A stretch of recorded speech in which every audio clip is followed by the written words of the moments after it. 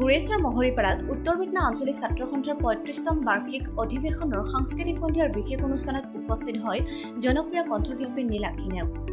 যোৱা ২০ জুলাই তাৰিখে এদিনীয়া বৰ্ণাঢ্য কাৰ্যসূচীৰে গুৰেশ্বৰ মহৰীপাৰাত শ্বহীদ বেদীৰ বাকৰিত উত্তৰ বেটনা আঞ্চলিক ছাত্ৰ সন্থাৰ ৩৫তম বাৰ্ষিক অধিৱেশন সুকলমে অনুষ্ঠিত হৈ যায়। ৰাতিপুৱাৰে পৰা সদৌ অসম ছাত্ৰ সন্থাৰ পতাকা উত্তোলন, শ্বহীদ তৰ্পণ, বৃক্ষৰোপণ, প্ৰতিনিধি আৰু বিষয় বাছনি সভা, মুকলি আৰু কৃতি ছাত্ৰ-ছাত্ৰীক অভিনন্দন অনুষ্ঠান আৰু সন্ধিয়ালে বন্তি প্ৰজ্বলন আৰু সাংস্কৃতিক সন্ধিয়াৰ অনুষ্ঠান অনুষ্ঠিত হয়। উল্লেখ্য যে বিষয় বাছনি সভাত উত্তৰ বেটনা আঞ্চলিক ছাত্ৰ সন্থাৰ আগন্তুক কাৰ্যকালৰ বাবে নৱনিৰ্বাচিত সভাপতি হিচাপে দিগন্ত ডেকা আৰু ত্ৰিদীপ নাথক সাধাৰণ সম্পাদক হিচাপে নিৰ্বাচিত কৰা হয়। উত্তৰ বেটনা আঞ্চলিক ছাত্ৰ সন্থাৰ ৩৫তম বাৰ্ষিক অধিৱেশনত বিশিষ্ট অতিথি হিচাপে উপস্থিত থাকে সদৌ অসম ছাত্ৰ সন্থাৰ সাংগঠনিক সম্পাদক নয়নজ্যোতি গগৈ আৰু সাংস্কৃতিক সন্ধিয়াৰ মঞ্চ মুকলি কৰে গুৰেশ্বৰৰ সুসন্তান ছফ্টৱেৰ অভিযন্তা কুলদীপ ৰাজবংশীয়ে। ইয়াৰ পাছতে সাংস্কৃতিক সন্ধিয়াৰ মঞ্চত বহুকেইটা জনপ্ৰিয় গীত পৰিৱেশন কৰে অসমৰ জনপ্ৰিয় কণ্ঠশিল্পী নীলাক্ষী নেওগে।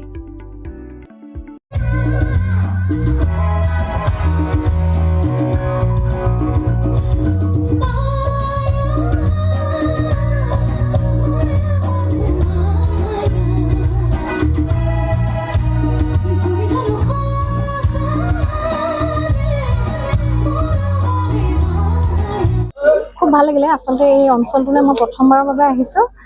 ৰাইজে ইমান সুন্দৰকৈ সঁহাৰি জনাইছে, ভাল লাগিছে। আৰু বেটনা আঞ্চলিক ছাত্ৰ সন্থাৰ যি আপ্যায়ন, তেওঁলোকে ইমান মৰম দিছে, ইমান সন্মান দিছে, মোক খুব ভাল লাগিছে। আটাইলৈকে ধন্যবাদ জনাইছোঁ।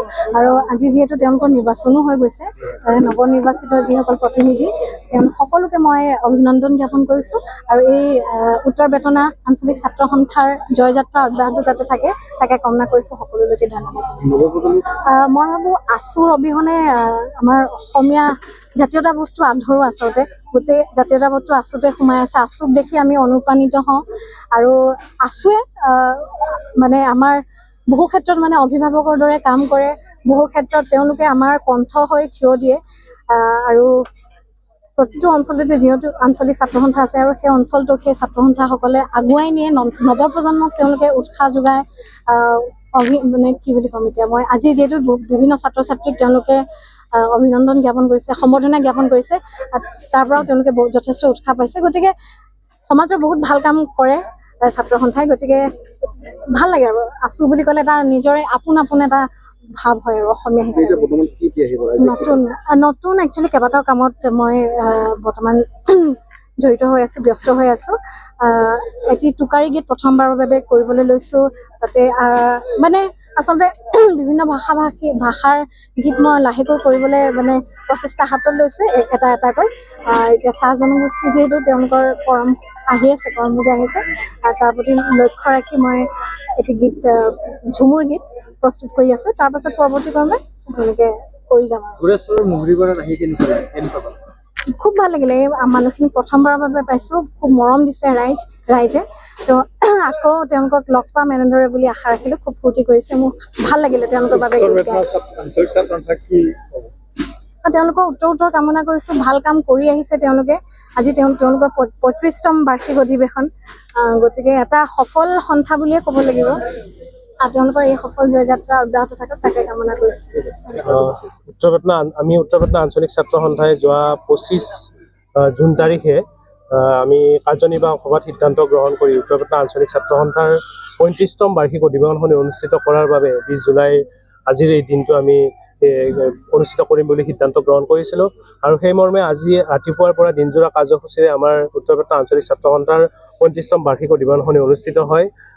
ৰাতিপুৱা ঠিক ৯ বজাৰ লগে লগে সদৌ অসম ছাত্ৰ সন্থাৰ পতাকা উত্তোলন, তাৰপিছত ৯:৩০ বজাত শ্বহীদ তৰ্পণেৰে আমাৰ প্ৰথম কাৰ্যসূচীসমূহ আৰম্ভ হয়। তাৰপিছত দুপৰীয়া ১১ বজাৰ লগে লগে প্ৰতিনিধি সভা অনুষ্ঠিত হয়। প্ৰতিনিধি সভাত প্ৰায় ১০০ৰো অধিক প্ৰতিনিধিয়ে অংশগ্ৰহণ কৰি বিভিন্ন শাখা ছাত্ৰ সন্থাৰ পৰা ১০০ৰো অধিক প্ৰতিনিধিয়ে অংশগ্ৰহণ কৰে। তেনেদৰে প্ৰতিনিধি সভাত বিভিন্ন ধৰণৰ এই অঞ্চলৰ সমস্যাসমূহ উত্থাপন হয়, প্ৰস্তাৱ গ্ৰহণ কৰা হয়। তাৰপিছত আবেলি মুকলি সভা অনুষ্ঠিত কৰা হয়। মুকলি সভাৰ লগত সংগতি ৰাখি অভিনন্দন অনুষ্ঠান, আৰু এই মুকলি সভা অভিনন্দন অনুষ্ঠানত উপস্থিত থাকে সদৌ অসম ছাত্ৰ সন্থাৰ কেন্দ্ৰীয় সমিতিৰ সাংগঠনিক সম্পাদক নিৰঞ্জ্যোতি গগৈ ডাঙৰীয়া, তাৰ লগতে নিৰ্দিষ্ট বক্তা হিচাপে আমি আমন্ত্ৰণ কৰিছিলোঁ ৰঙিয়া শিক্ষক প্ৰশিক্ষণ মহাবিদ্যালয়ৰ অধ্যক্ষ ডক্টৰ পাৰ্থ ফুকন মহন্ত ছাৰ, তাৰ লগতে আমাৰ জিলা ছাত্ৰ সন্থাৰ বিষয়ববীয়াসকল উপস্থিত থাকে, তাৰ লগতে এই অঞ্চলৰ শিক্ষাগুৰুসকল সন্মানীয় ব্যক্তিসকল ইয়াত উপস্থিত থাকে। আৰু এই মুকলি সভাৰ লগত সংগতি ৰাখি এই অঞ্চলৰ প্ৰায় 150ৰো অধিক কৃতি শিক্ষাৰ্থীক আমি সম্বৰ্ধনা জ্ঞাপন কৰোঁ, অভিনন্দন জনাওঁ। তাৰ লগতে এই অঞ্চলৰ অৱসৰী যিসকল শিক্ষাগুৰু আছে সেইসকলক আমি সম্বৰ্ধনা জ্ঞাপন কৰোঁ। এইখিনিয়ে আজি এনেদৰে কাৰ্যসূচীসমূহ আমাৰ সুকলমে চলি আহিছে। আৰু সন্ধিয়া আমাৰ এতিয়া সাংস্কৃতিক সন্ধিয়া আছিল। সাংস্কৃতিক সন্ধিয়াত আমি নীলাক্ষী নেওগ ডাঙৰীয়াক আমি গীত পৰিৱেশন কৰাৰ বাবে আমন্ত্ৰণ জনাইছিলোঁ। সুন্দৰভাৱে অনুষ্ঠানসমূহ চলি আছে।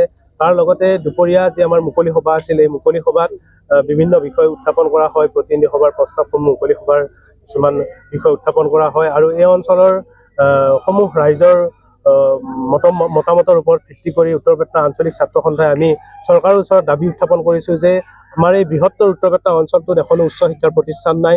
এখন মাত্ৰ উচ্চতৰ মাধ্যমিক বিদ্যালয় আছে, যিখনৰো অৱস্থা মানে ভাল নহয়। ক'বলৈ গ'লে ছাত্ৰ ছাত্ৰী এজনো নাই উচ্চতৰ মাধ্যমিকত, শিক্ষকৰ সংখ্যাও নাই।